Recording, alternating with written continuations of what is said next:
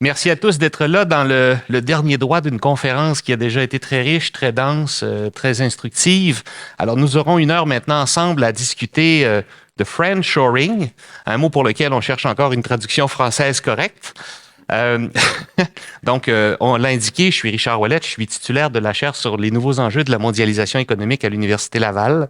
Donc, ravi d'être avec vous. On aura une séance bilingue, donc je ferai quelques remarques introductives en langue française et ensuite nous aurons l'interaction avec les conférenciers en langue anglaise. Le friendshoring est un élément qui est apparu dans l'actualité récente.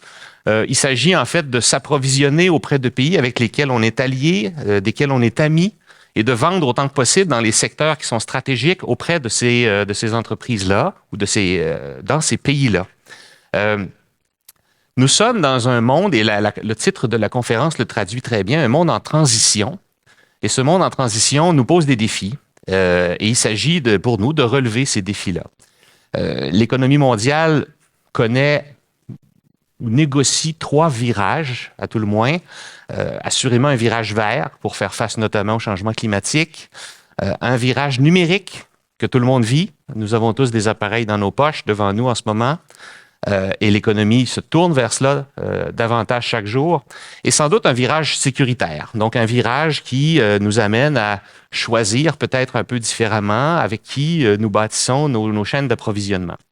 Et des leaders politiques ont énoncé récemment qu'il serait peut-être une bonne idée que d'avoir des politiques par lesquelles on choisit ceux de qui nous achetons certaines ressources notamment qui sont stratégiques et à qui nous vendons certaines catégories de produits pour s'assurer que notre économie nationale prend les virages en question. Vous avez entendu les discours récents, notamment celui de la ministre Eng hier matin. Le friendshoring, donc, est dans le paysage politique, mais il n'y a pas encore eu de débat autour de la place que doit prendre le friendshoring. Est-ce que c'est une bonne idée? Est-ce qu'il n'y a pas là une contradiction avec la politique commerciale canadienne que nous avons élaborée depuis l'après-guerre? Donc, il est normal, je pense, que nous nous posions des questions et c'est un peu l'objectif du panel d'aujourd'hui. So I'll now turn to our 3 panelists who have prepared opening statements related to those questions, and then we'll debate and have discussions over that. You have the bio notes of all the presenters on the program, and I think you'll see them on the screen. So I'll be brief when I present them. On my left, you have Lawrence Herman. Lawrence, you are an associate or a partner at Kennedy Levy Kent. Counsel. And you're specialized in trade and investment law and policy. And you practiced for over 45 years in the private sector. Among many things, you've been counsel for Canada before the International Court of Justice and NAFTA panels. You're a senior fellow and member of the National Policy Council of the CDM Institute. And you published a few things, a few books related to the issues we're going to discuss today. At the end of the panel, on your right, Marie-France Paquet.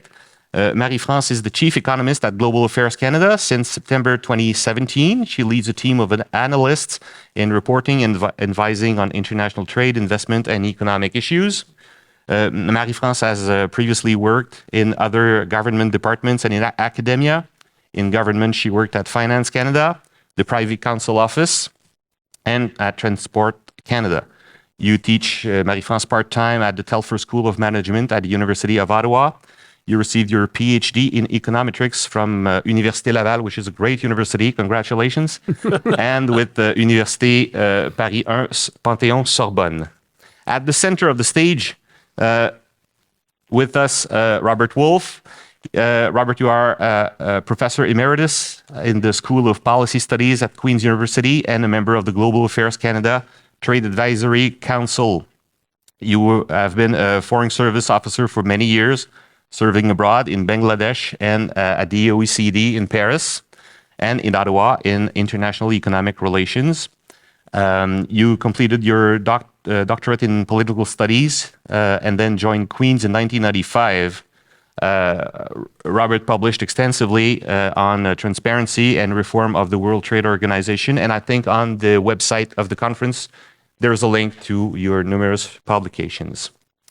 So, now I would ask each of you to... Il faut introduire, présenter ma réponse. Didn't I? He did. No. Did he? I did it. Okay. So, Sorry. I now turn to you, Lawrence, for your opening statement for about 5 minutes. D'accord. Merci, Richard. C'est un grand plaisir d'être ici et de voir un auditoire aussi en vigueur, même après trois jours intensifs de discussion.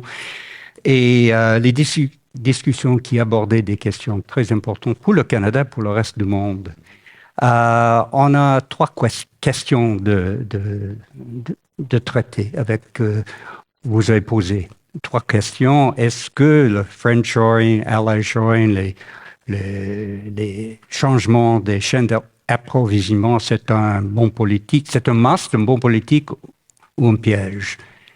Et je vais faire quelques commentaires. Je ne vais pas essayer de répondre à ces questions maintenant, mais pendant les discussions, on aura peut-être quelques réponses sur ces questions importantes. I wanted to start with some comments about where we are in dealing with friendshoring and supply chain security issues, supply chain resilience, whatever it's called. First of all, I think it's important to understand that when we deal with friendshoring issues, it raises major issues for companies dealing in international business. So it's a risk assessment, a risk evaluation proposition for companies. Whether it's a must or a good policy or a trap is something we have to deal with. But it is something that companies in international business have to deal with. For governments, the questions, and certainly for Western governments, the first question is security. National security has become a top-tier issue for governments, and we've heard a lot about that during the course of this conference. For the Western industrialized countries, for all industrialized countries, national security is top of the list. The other point I wanted to make is that we have actually had systems, if you like, of friendshoring, of supply chain security issues for a long, long time. The words have come into vogue recently, but we've had export controls and sanctions in the mix of international trade for many years. They've become much more intensive as a result of the Russian invasion of Ukraine, but supply chain issues are directly related to sanctions, because sanctions require those doing international business to change their supply arrangements, sometimes very, very radically and very rapidly. And the whole area of export controls, which isn't talked about all that much, but export controls are profoundly affecting supply chains. There's no question that export controls, for example, have become increasingly weaponized in the modern era vis-a-vis China. We can talk about the U.S. approach to export controls of sophisticated chips, but export controls are a vital factor, and they affect supply chain arrangements. And then the third area, which we'll discuss during comments, is the collapse of the global trading order as we knew it. The Bretton Woods arrangements, especially the WTO system of global trade rules, has been shattered, and I doubt very much whether it can be put back together in the sense that we knew it. So the global trading order has been shattered, and that means that trading relationships will be profoundly changed going forward. Again, something that companies in international business have to assess in their risk analysis. Thank you very much. We'll now go to Marie-France, who will also like to make her statement. Merci beaucoup. Merci infiniment pour l'invitation. C'est un plaisir. Alors, friendshoring, we call it relocalisation dans les pays amis. C'est une définition d'économiste, pas de traducteur. Relocalisation dans les pays Relocalisation. Mais enfin, S'il y a des meilleures traductions, I'm a taker. Donc, en fait, pour moi, la pandémie de COVID a simplement intensifié the narratives that were already out there. So you mentioned some of it, right? So this is not a friendshoring term. Yes, that's totally new. We'll come back to that. But this idea of, I would say, exshoring. So we talk about reshoring, repatriating part of the production, the whole production back home. Are we changing business decision to come to countries that are closer to home, nearshoring, or are we going to countries pulling out of certain places, going to countries that are friends with us? So that would be our friendshoring. So I call it ally shoring, okay? Exshoring, sorry. So that is not new, but of course the pandemic has intensified the narratives around it. And you can say yes, and now the war in Ukraine, so the invasion of Ukraine by Russia and all the sanctions that ensued are again intensifying those discussions, But one of the questions I would have for business people in the room is, go back to right after the pandemic, so before the war in Ukraine, and did we have businesses reconsidering their long-term business decisions based on this big, yes, massive, very impressive one-time shock on supply chains? I'm not sure. I would be interested in knowing. Maybe some companies had to do it, and some companies just weathered the storms. A lot of companies just increase inventory, and we have all these mismatch in inventories out there for sure. But I'm not sure that all companies decided that now it's time to review our long-term business decisions in every sector of the economy, right? So that's the one thing I would say. So what is the evidence out there? So I said, well, discussions or narrative was out there before the pandemic and definitely before the war. So about a year and a half, 2 years ago, maybe the consulting firm A.T. Kearney had done an index on reshoring. So I thought, I want to see that, right? So look at this. So what they're doing is they were just looking at manufacturing activity in a country and the imports in the same sector in that country. So if imports in the sector go down, manufacturing activity goes up, you say, we've been reshoring in that sector in the economy. That's great. Very interesting. Except that they had done it in nominal terms. So we thought, we'll do it a tidbit differently, but I'll get back to that. So there was some evidence out there. People were saying, that's it, reshoring is happening, right? Then more recently, you had the IMF and the World Economic Outlook in April 2023, who put out a full chapter in their publication to talk about geopolitical risks and the potential impact on the global economy. Right? And of course, they talked about supply chains, right? And they talked about foreign direct investment. And in there, you see a nice, very interesting graph that says, apparently, if you look forward, not the data from a few years back, but if you look forward at project announcement for investment, let's say from the US into China, what you see is a big decrease in the amount of announcements. Concurrently, you see an increase in announcement from US companies to go in neighboring countries. Or to go in, let's say, other parts of North America, for example. So you could say, another evidence of reshoring, okay? The issue there, in my own opinion, so it's nice because it's forward-looking, but it is based on FDR markets, it is based on project announcement, not realization. So it will be interesting to track the data a bit further down the road and say, so what do we know about that? For now, when you look at the FDI, the stock of US FDI into China, you don't see the stock coming down just yet. Okay, maybe we've reached a peak in 2021, 2022, maybe, but the stock is so high, it will take a lot of time before we really see it come back down as a formal, like a final kind of big proof that this is really happening on a larger scale, okay? And finally, there's a recent paper by Professor Emeritus and Pisani, 2023, looking at after 1 year of sanctions against Russia, what do we know about the activities of multinationals in Russia? And what they found is that only 9% of companies, and I'm saying only 9%, totally terminated their activities in China, in Russia. Okay, so 9%, it's not a lot. So a lot, maybe they kind of stop overnight and then rethink their business. But to say close down shop, divest completely, 9% only. Okay, so there's a lot of talk, and still not that much evidence. So what we've done, of course, at the Office of Chief Economist, so my group of economists, they've looked at the A.T. Kearney index, and we've done it for Canada. Okay, let's look at manufacturing activities and imports in the same sector and say, what do we find? So we looked, and we're still looking. Okay? So we haven't found that much. It doesn't mean it's never going to happen. I'm not saying that. But if you, based on that, and we use real, so inflation adjusted data, not just nominal, right? We just don't find any big signs of reshoring. Okay, so it's not happening yet, we could say. Okay, and on the friendshoring, I would say, well, it's just a variant, right, of all these other terms. And I think that the variant is important in terms of what problem is our company, the business, trying to fix. Right? Because then you would have, is it reshoring? You cannot reshore something you never had in the first place. Okay? So I find that a lot of discussions around there sometimes are all mixed up together, right? For it to call it really reshoring, you needed to have a plan to decide to move away completely, and now you're bringing it back. That would be reshoring, right?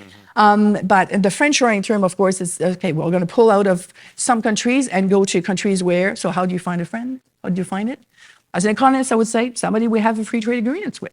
It could be one consideration. Could be somebody we share values with, an ally, right? Somebody who votes like us at the international organization. There's different definitions, right, that you could put on that. But I would say the type of exshoring should be, thought in the context of what is the problem we're trying to fix from the business perspective. So we academics are a bit disappointed because we always look at new concepts to work on. Is there a new concept? I mean, there's a doubt now when we hear what you say. I think, but I don't want to steal somebody else's time. But I think. And you were talking about reshoring, but what about the changes in supply arrangements? That's it. So reshoring is one thing. Exactly. But changing supply arrangements is quite another. That's it. So that's where the idea. So that's either nearshoring or going to an allied country, right, or a friend, defined in different ways that you want.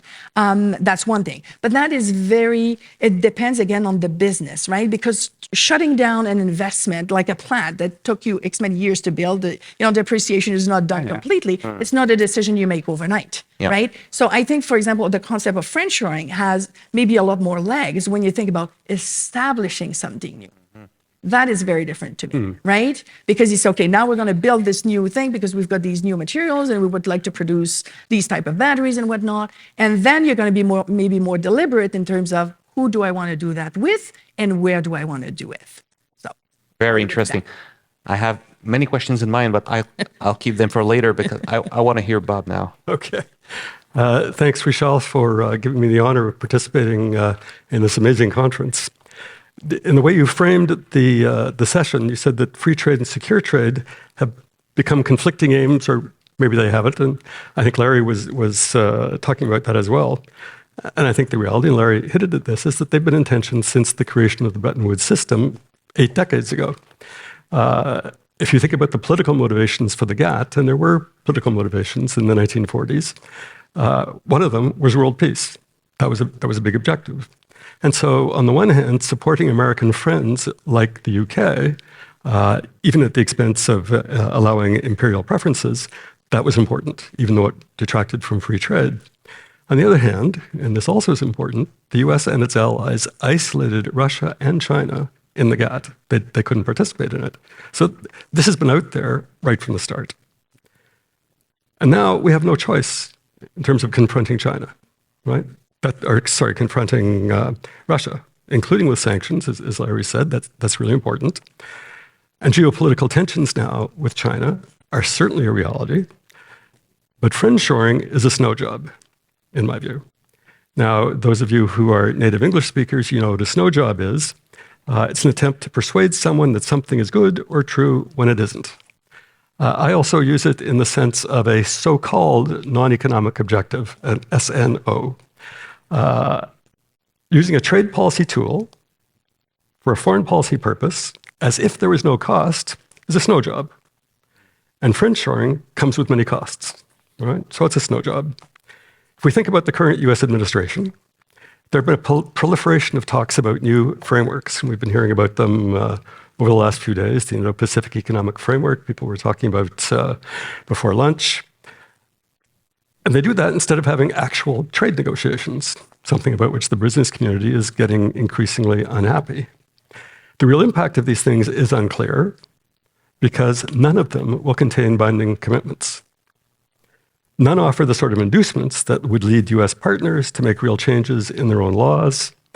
And these things are dangerous because they divert negotiating resources and political resources from working on negotiations that might make a difference. So let's break down the costs of friendshoring.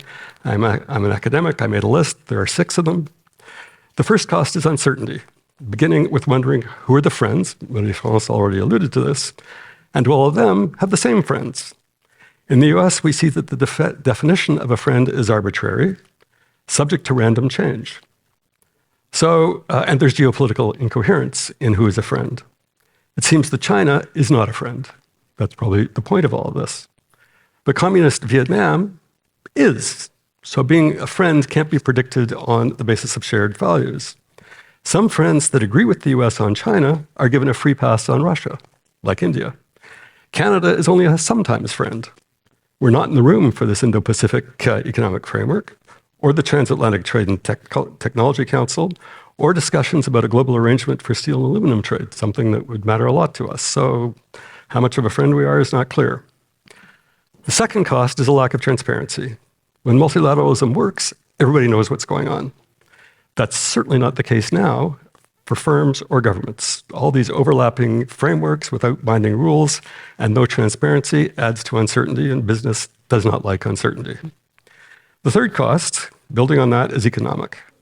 Major deviations in supply chains from what commerce would do on its own requires expensive interventions that divert resources from other uses. And so far, it's not clear that firms are prepared to do that. And by blocking channels of innovation, that can harm economic dynamism. Friendshoring doesn't just happen because politicians would like it to. Disentangling complex supply chains is hard. It risks fragmenting the world economy, which is an odd foreign policy objective if you think about it. Economic fragmentation serves nobody. Such deviations also require major political interventions, and that's the fourth cost. Those interventions aren't risk-free for foreign policy, especially if they provoke bilateral retaliation, as often happens with what, let's admit it, are protectionist trade measures. Many large countries in Asia want to stand aside from this US-China fight. We were hearing about that again this morning.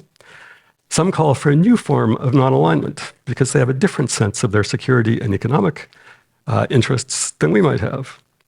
And as some Europeans point out, so-called delinking means we lose an opportunity for influence in China, which is a rather big player in the world. Fifth, the institutional costs can be large. Isolation of Russia in the WTO is kind of awkward for daily work, but doesn't matter much for the trading system, any more than it did during the Cold War. China, by contrast, can't be isolated. Maintaining a rules-based trading system without the active engagement of one of the world's largest traders is nonsensical, makes no sense at all. A rapidly changing global economy needs new rules. There's no question of that. But significant new rules are going to lack any kind of economic logic, whatever the political attractions of them, if they don't have China. And finally, there are costs for resilience. Nobody knows what supply chains will matter tomorrow. The pandemic changed our understanding of the strategic importance of medical goods overnight. The war in Ukraine did the same for food. And over only a slightly longer time frame, critical materials have emerged as important for electric vehicles. What's next? An open multilateral system adjusts flexibly. A rigid system based on unpredictable definitions of friends cannot be flexible. So I say we should resist this snow job. Thank you very much, Bob. So I'm not running for office, just so you know. We speak about the costs of friendshoring, if there is such a phenomenon. My first question would be to Marie-France. You probably are aware, I'm sure, about that WTO study about the costs of friendshoring, if there is such a phenomenon. WTO economists estimate that fragmentation of the global economy into two rival blocs would reduce real incomes by 5.4% on average.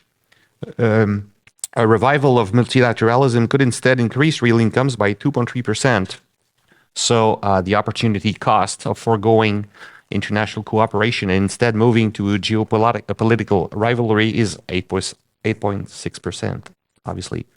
And the opportunity costs vary from 6.4% for developed economies to 10.2% for developing economies to 11.3% for least developed countries. The stakes are even highest for low-income countries because they stand to benefit most from the positive technology spillovers associated with international trade. So when we speak of costs, do you think it's a useful way to think about those costs if we go towards an era of sanctions or friendshoring or what you call it? We need to, we need to think about it. We need to talk about it. Is it 5.4% on average, or is it another study that says it's 2% less output, or is it this percent? There's a few studies out there, right? The precise number doesn't really matter. You said, 5.4, then there's the range, right? So the average hides the two extremes. So it can be very painful for some countries, some economies, right? So the important thing is to really have it present, to talk about it. In economic terms, it helps just, to paint a picture, right? But you said it. There is a cost associated with it, right? Global competitiveness would be affected, right? It also means that countries cannot play their competitive advantage to the maximum. They just can't anymore, right? And ultimately, it means that consumers, we would be paying a price. What would that price be? 30%, 40% on certain goods? We don't really know, right? So I think it's very important to discuss it, to have it out there. I think a lot of consulting firms, when they have a report, and even like the IMF I mentioned, they have this big chapter on geopolitical risks, right?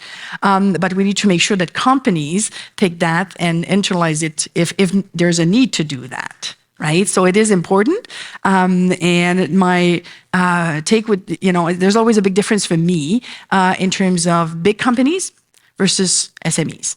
Okay, big companies, they have, risk department, logistics department. They can do a lot of analysis, right? SMEs, it's a bit more difficult. So they might hear about those, geopolitical risk and whatnot, but what do you do about it, right? And I'm going back to the question, what's the issue, right? So what kind of problem are we trying to solve, and how, and can we just increase inventories? This is what we've seen during the pandemic. For certain goods, it works. For other goods, it won't. So is it, I don't know, finding new suppliers, redundancy in the system. So that's another good thing, right? So to talk about it, of the impact and have a number that can, shock a bit the imagination, I think is a good thing. But companies need to say, okay, so what? What's in it for me? When the U.S. says that no high-end semiconductors can be exported to China, whether directly from the United States or using any kind of U.S. technology or inputs, that has a profound impact on the global economy. Semiconductors are the future, whether it's automobiles or high-end products. And the U.S. says nobody can export high-end U.S. technology and semiconductors to China. Now, surely you can't ignore that impact on global trade. No, we can't. We can't. And what so can we what do I'm about saying it, right? is it's embedded in the system. It's in the system, right? And you could say, well, the chips, so of course, like you can, I don't know how many products out there, thousands of products depend on this type of, that type of chips, right? And some of them, there's only a few places in the world where they are made actually, right? So it is a big concern. And when the US comes with big legislation, right? So, but going back to, okay, what can we do, right? As a government, what can you do? What should you do, right? That's a different but thing. The Canadian government has announced a supply chain strategy. Yeah. So you can't ignore that. The Canadian government, it says that it is embarking upon preferential arrangements on supply chains for critical minerals. I mean, that's a factor, right? It is there. It is there. And we've seen big announcements to attract investment in very specific sectors, right? So, and it is in response to what is happening south of the border. Well, all I'm saying is that there are elements in the international trading system that we can't ignore. They're there, and they're affecting business arrangements already. Absolutely. So going back to my point is, let's say I'm much more worried about SMEs in general than I am with big multinational. Not to say it's not important, but to say that these people might not have the visibility at all, right? Yeah. And the plan B and the plan C, they might not know what it is, right? And the day something happens, it's a bit hard to knock on different doors and sign new contracts for certain things. For Canadian companies, huge risks that they have to be aware of, and they have to take steps to protect themselves. So when you talk about the questions that we're addressing, un bon politique, un must, un piège, could be a piège, companies have to be very aware of the risks in the global environment, given the fact that Canada, the US, other countries, and the G7 have endorsed supply chain security, supply chain arrangements that have to be changed in the future. So what you're saying, Larry, is that there should be a debate over if we're building a policy, why don't we debate about it? Because it's being done, but not announced, not named, is that what you're saying? Well, it's been announced. I think the government, Canadian government, the deputy minister has announced that friendshoring, reshoring, supply chain security issues are part of Canadian trade policy. And I'm assuming that the government will be executing that policy as part of its critical minerals strategy and in furtherance of the G7 endorsement of supply chain security as a policy for all G7 countries.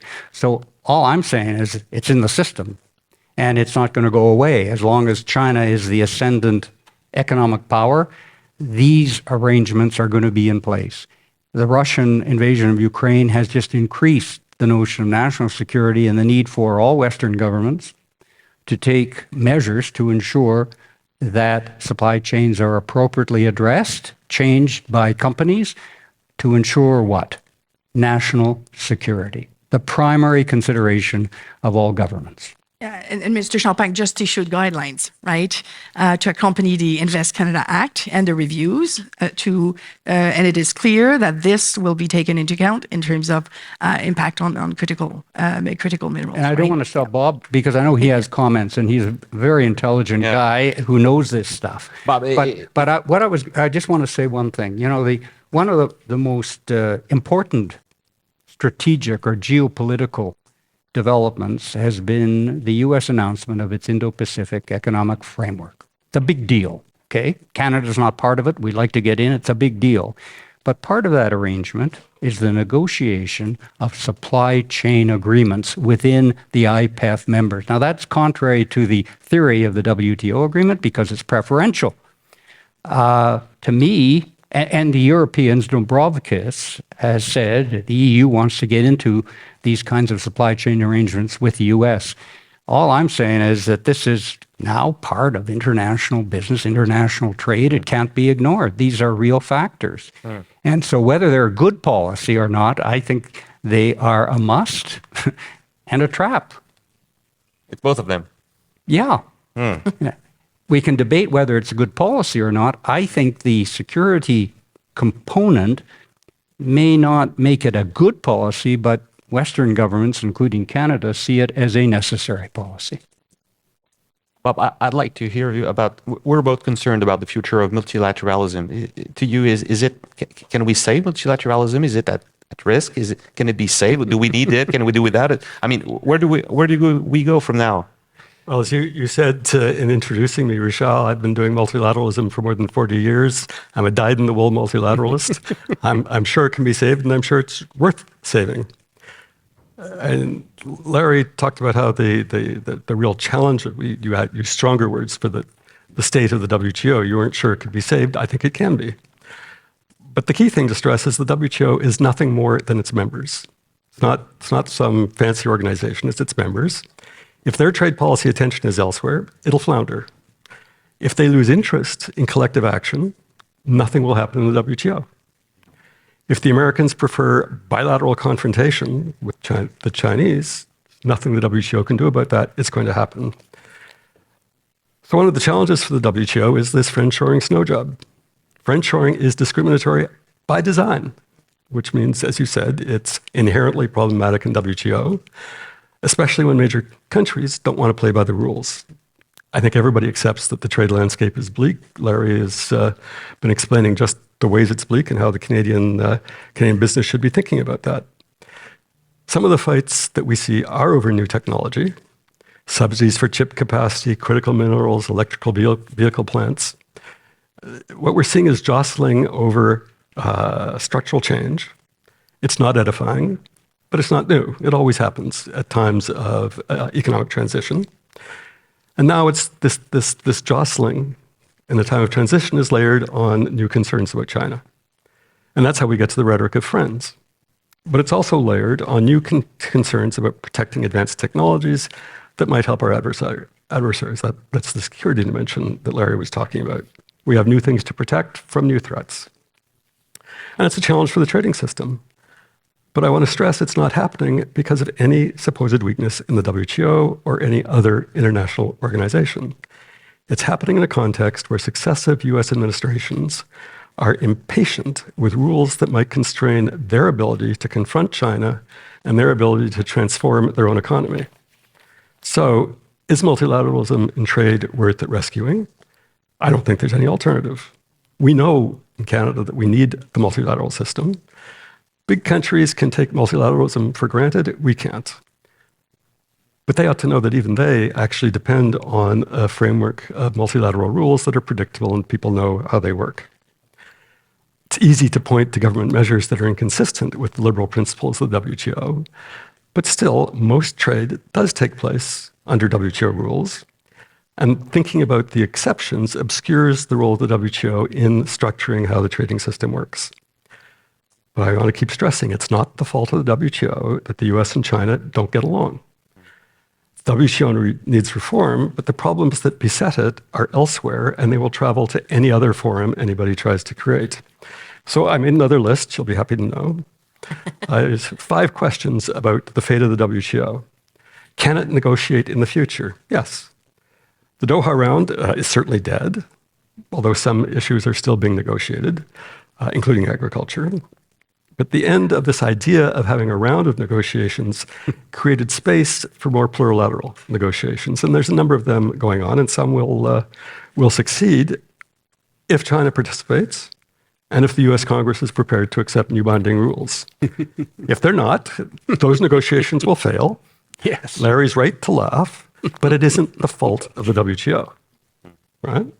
Well, it's not the fault of the WTO. It just happens to have 164 members that can't achieve consensus, which is really unanimity. So it's not a fault of the organization. You don't fault it, but it does have a membership that prevents active negotiation. In the WTO, Bob, you know this. Nothing has happened of consequence in the WTO for 15 years. The Doha round collapsed. There was a fairly modest trade facilitation agreement and a half-baked fisheries agreement that took 15 years. So the WTO was a bystander during the pandemic exercise. It took them 2 years to negotiate a half-baked waiver for intellectual property. So, I mean, the record, and I don't deny your positiveness, but the record of the WTO is, on the face of it, pretty dismal. I don't disagree that things could have been better. But I've said before, I'll say it again, if the US and China had a chat between themselves and announced to the other members that we're going into the main conference room of the WTO, and we're going to start talking about the following things, I guarantee 162 other members would be there with them, and something could happen. And so long as they don't want to do that, and there's no question they don't want to do that at the moment, then it's not going to happen. Indeed, to the extent that they had any success at the last ministerial, it's because the US and China cooked up a deal in a footnote so they could conclude the fisheries deal. But do you think, Bob, that a major economy that is run by a system of state capitalism managed by the Communist Party can be compatible with the free market principles founded in the Bretton Woods Accord and the GATT? When I was at the GATT, there was a commitment to free trade, open trade, and to avoiding subsidizing products in foreign markets. There was a commitment. Countries at that time, there were a lot fewer countries, but there was a commitment to the principles of open market and free trade. My view is that once China entered the WTO, there was a slow decline in respect for WTO rules led by China, because the state capitalist system of China is totally at odds with the fundamental rules of the WTO agreement. How can those be reconciled? There's a strong strand of academic opinion and official opinion that agrees with you completely. A strong strand. Good. I'm glad to hear that. There's lots of people who think you're right. I don't. We're still friends. You know. I think it is possible to have a system of rules in which countries with quite different systems manage to get along. One of the things that we see at the moment is that the Americans, coercing the G7 into going along with them, are very upset with coercive trade policies, and so they're going to resist coercive trade policies. Of course, when they apply sanctions, that's not coercive, right? So there's a little bit of incoherence, let's be polite and call it incoherence in this. When the Americans have massive subsidies for Boeing, that's not a subsidy, that's just proper defense production arrangements. Yeah. When the Europeans have massive investments in state firms, that's not state capitalism, it's something else. But when you look at the data, to some extent on state-owned firms, we're all guilty. Is the Communist Party a little more egregious and a lot more untransparent? Yes, there's no question of that. Is it impossible to come up with a system of rules that largely works for most countries? Well, in fact, I would say the evidence is, in the nature of the trading system, most countries, including China, follow most of the rules most of the time. And one of the real problems, I don't think Obama was guilty of this so much, Trump certainly was, and Biden has just carried on. There's a lot of things where the US could launch a dispute against China. It would be very interesting to see if they won and whether China would comply. But oh, wait, there's no appellate body because the Americans don't like the appellate body. Well, so I think to some glad extent... you mentioned the appellate body, because as a trade lawyer, one of the concerns I have is that a dispute settlement process that was carefully negotiated 25 years ago, it doesn't work anymore. And I think there are some good reasons why it doesn't work. But the fact is that the United States will unlikely ever agree to reconstituting the appellate body. Now, you may say some people disagree with me, but I think the majority of people who watch the WTO say it is going to be impossible to get the dispute settlement process working again. And part of the problem is resolving the paralysis of the dispute settlement system is tied directly to institutional reform at the WTO, a massive, massive set of issues. When you talk about institutional reform of an international body, we've been talking about reforming the UN Security Council for 50 years and nothing has happened. So I'm very, very concerned and not rather pessimistic, I'm pessimistic about the future of the WTO getting over these major hurdles. Where does that leave us? In my view, it leaves us with regional agreements, trade agreements that adopt basic WTO rules like the Canada-US-Mexico agreement, the Canada-European agreement, the CPTPP. They follow WTO rules, but they're outside of the WTO orbit. And I don't see any way in which we can bring back global trade in a real meaningful way into that multilateral orbit. It's just political reality in my view. I think the political problem is in the US Congress. And to that extent, I completely agree with you. It has become clear that the US Congress does not want to accept a decision of an international tribunal on anything particularly where the trade bar has a huge amount at stake, like anti-dumping. Fascinating debate that we will probably not end today. No, come on. I'd like to turn now to Marie-France and ask Marie-France, obviously there is a race now all over the world for critical minerals, for all the green batteries, green vehicles, and so on. Can the Canadian economy survive without a policy making sure that the supply is okay in Canada? Don't we need something that will secure everything? Don't we need a policy that will make Secure sure everything? We all wish. We all wish. I don't think we have. You know what I mean? Yeah. Yeah. No, I think that's what we've seen recently, right? And of course, what's happening down south in the U.S. is imposing a change in our behavior, even, right? So for companies, the investment decision and kind of equation has changed a bit, right? If I go there, what do I get? If I go there, and now we're talking big numbers, right? But the point I think is important is like we need to secure certain things, yes, but we cannot secure everything. Yeah. That's not going to happen. happen. We can reshore certain things, we can friendshore other things and all of that. But I think what we're seeing right now in terms of the need to put big money on the table to attract certain investment in certain sectors that we deem are critical or of importance, critical importance to the economy. So it will change behaviors. That's what we want, right? To attract the investment. But it will not become an industrial policy that will give you friendshoring en masse, if you will, right? It will be in specific sector, and we will have to be deliberate because there's not an endless pot of money, unfortunately, right? But we already see it. And for those of you who had the chance of listening to the deputy minister from industry yesterday, Simon Kennedy, right, that's exactly what he talked about, right? And my question would be to the three of you, would it be possible to reach our goals, make sure that supply is okay in Canada, make sure our place is okay on the world market, without saying it's a governmental policy? Would it be feasible to just go piece by piece and have a different strategy, but reaching the same goals?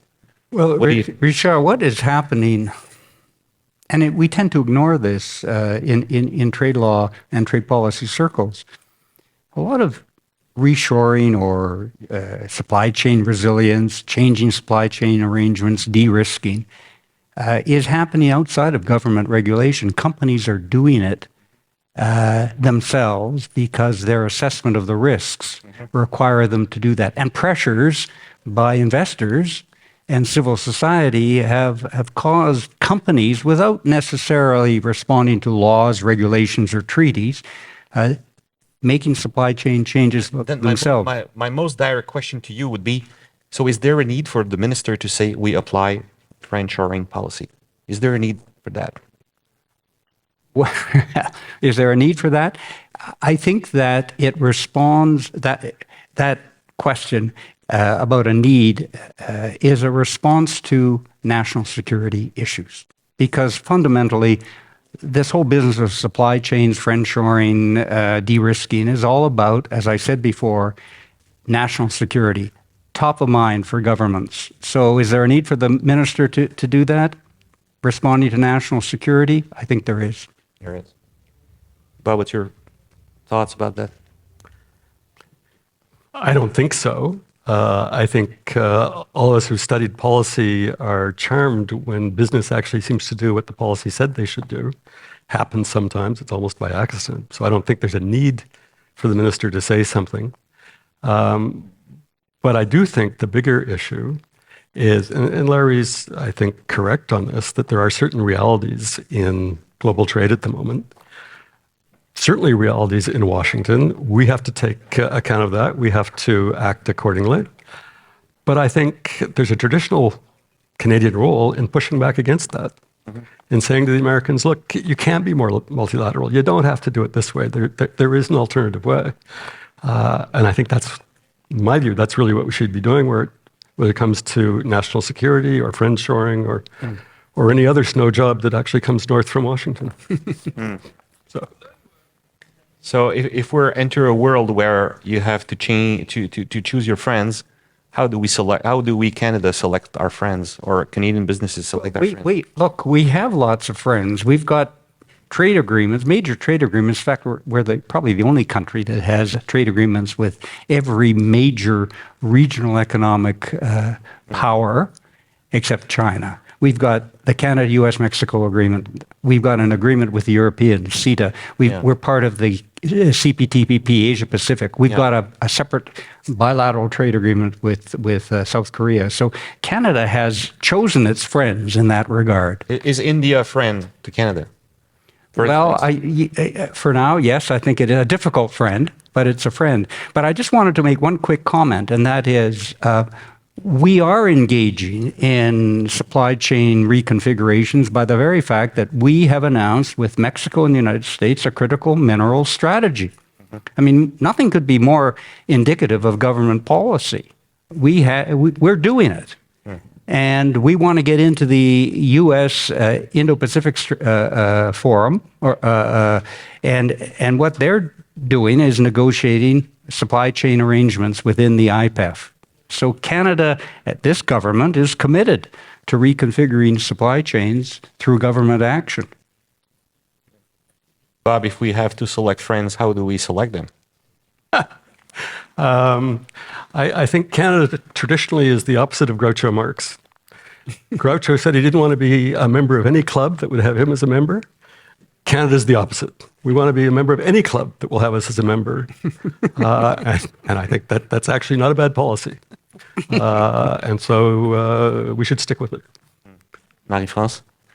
Well, we can start with our FTA partners for sure, as Lawrence just said, but it can definitely, of course, go beyond that, more along the lines of allies, for example. But I think it goes back to the point of what is it we're trying to affect in terms of business decision, which sector. So, Okay. So I guess we 4 minutes left.